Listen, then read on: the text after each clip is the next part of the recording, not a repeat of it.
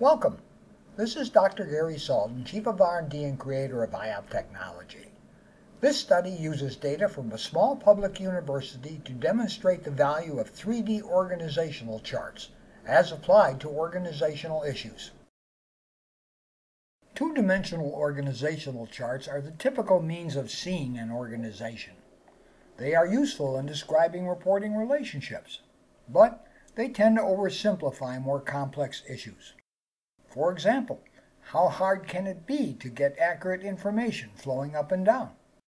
The conventional pyramid gives a focal point for those at the bottom, and the person at the top need only watch as their directions flow down the structure.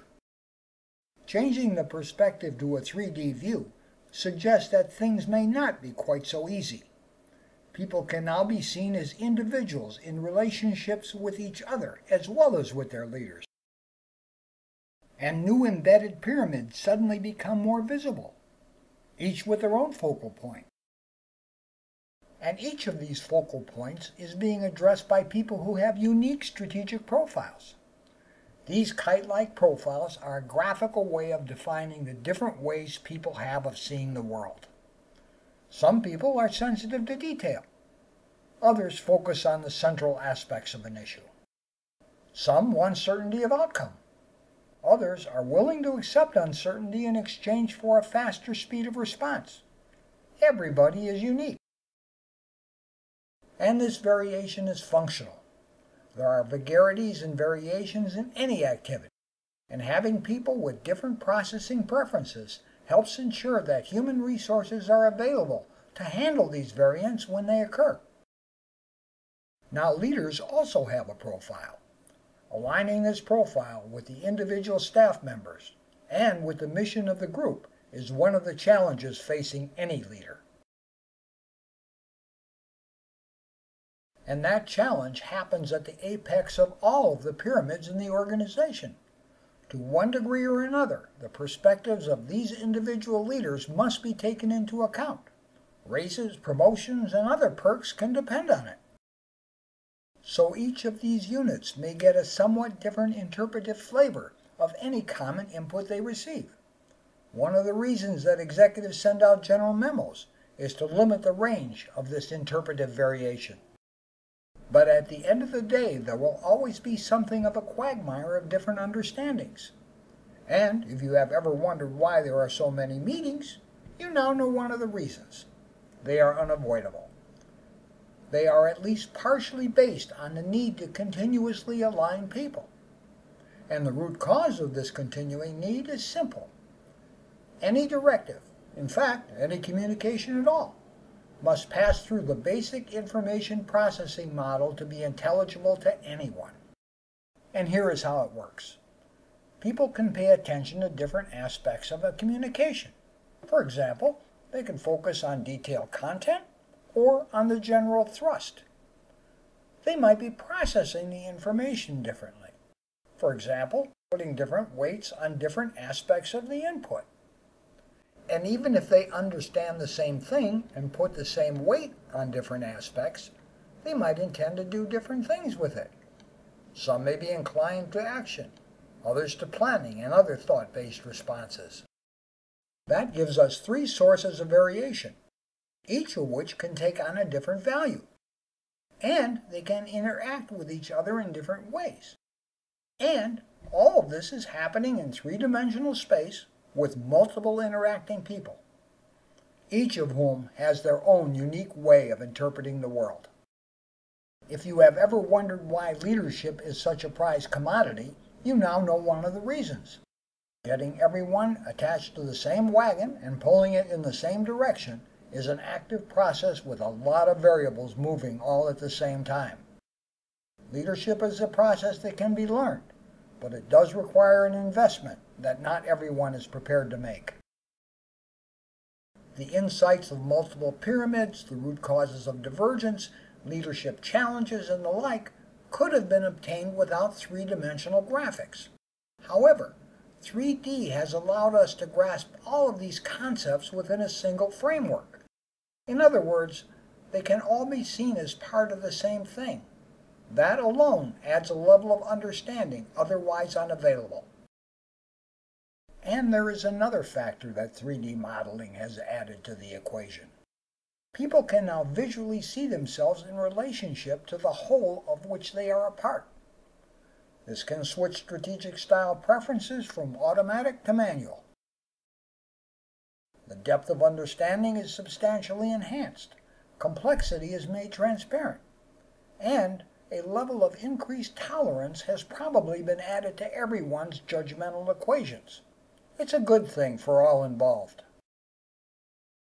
And what works on a small scale also applies to organization-wide issues. In this case, the university staff of about 700 people can be grasped in a single image. The challenge of implementing organizational-wide initiatives can be sensed as well as intellectually understood. In addition, 3D modeling also opens the door for exploratory levels of analysis. For example, a university's core mission is the intergenerational transmission of knowledge. Simply turning off everything except the student-related elements can help frame this core mission for all involved. The organization in the foreground are the various schools that make up the university. Schools like engineering, chemistry, business, and the like. And those in the background are the student support services, like dorms, financial aid, health services, functions that are needed to support the students during their stay at the school. Together, these two elements, teaching and student maintenance, are the core reason for the university's existence.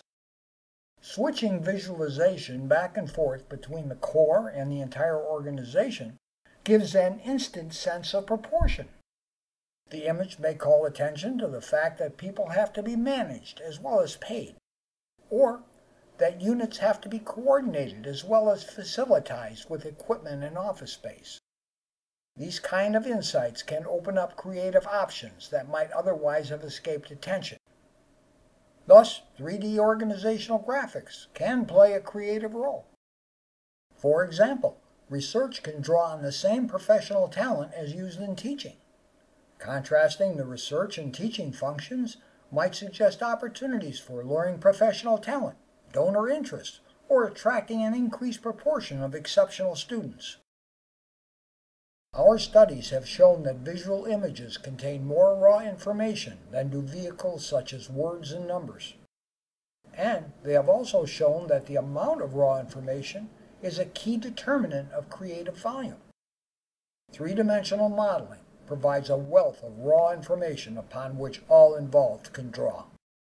3D organizational modeling does not solve organizational problems, but it does facilitate their solution by helping to put everyone on the same page. It is a useful tool for framing the dimensions of organizational issues, and can also be used to suggest creative options that otherwise might have been overlooked. Current computers and software make this tool generally accessible to everyone. For example, this video was prepared using a program called SketchUp that was developed by Google and can be downloaded free of charge. There is a learning curve, but it is not overly difficult. The IOP profiles that have been appended to the organizational graphics are also easily obtained.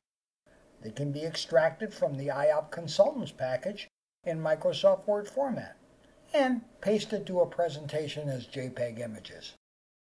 In summary, three-dimensional organizational modeling is worth your consideration when addressing organizational issues of any complexity. It is certain to grab the interest of the participants. It will help frame issues in organizationally realistic terms, and it may offer creative options. It's worth investigation. Thank you for viewing this video. If you would like to learn more about IOP technology, please visit our websites at iop.com or oeinstitute.org.